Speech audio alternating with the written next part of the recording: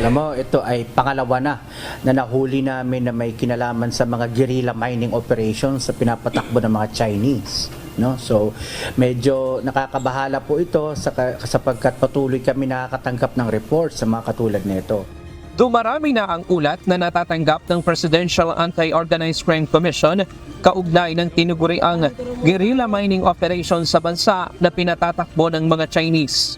Nitong linggo ng umaga sa bisa ng mission order na inisyu ng Bureau of Immigration, sinalakay ng pinagsanib na puwersa ng Bureau of Immigration, PAOK, Armed Forces of the Philippines at Paracale Municipal Police Station ang iligal na minahan sa Barangay Tugos, Paracale, Camarines Norte.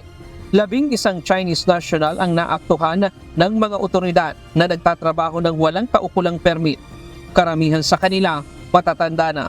Ito sa Paracale, unang report mo na natanggap namin, nagsasagawa sila ng gold mining. Kaya lang upon closer inspection, mukhang yung kanilang operation ay mas sophisticated na hindi lang basta gold extraction yung ginagawa nila. So, we're still conducting thorough and other investigation. Baka mamaya mahigit pa sa ginto ang kanilang minimina rito. Walang Environmental Compliance Certificate o ECC ang nasabing minahan. Wala ring AN Employment Permit ang mga nahuling dayuhan na gumagamit ng Chinese technology sa pagbibina. Ayon sa PAOK, hindi pwedeng magtrabaho ang dayuhan sa ating bansa kung walang kaukulang dokumento. Kahit pang trabaho lang nun ay magwalis lang po doon. Kailangan pa rin ng AEP. Pero ang tanong, kung given construction lang po sila, bawal po yun. Bakit?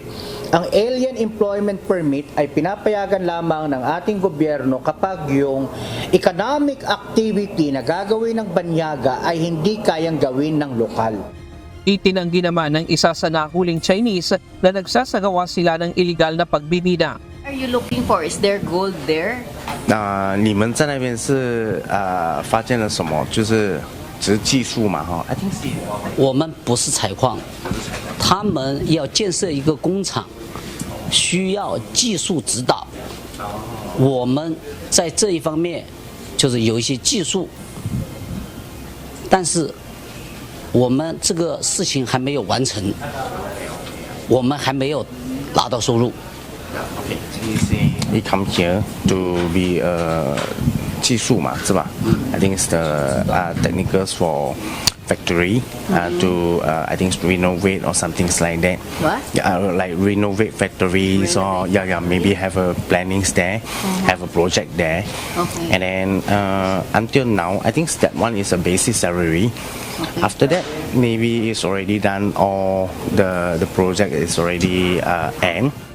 Sinasabi na ang naturang minahan ay pag-aari ng isang konsehal sa bayan ng Paracale. Ang nakakabahala rito, apparently yung mining operation, OCO, Mineral Processing Plant, ay pagmamay-ari ng lokal na konsehal ng bayan ng Paracale. Ayon sa PAOK, dapat masilip ang malaking pananagutan ng local government unit sa mga ganitong uri ng aktibidad. Anong pananagutan? Malaki po. Operations like this do not happen overnight. No, so, kinakailangan si local government unit matingnan kung anong pananagutan niya rito.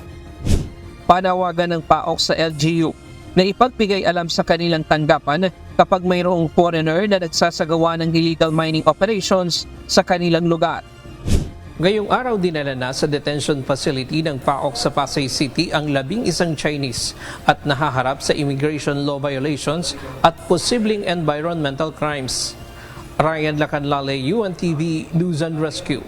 Diyos ang aming sandigan, serbisyo publiko ang aming pinahahalagahan.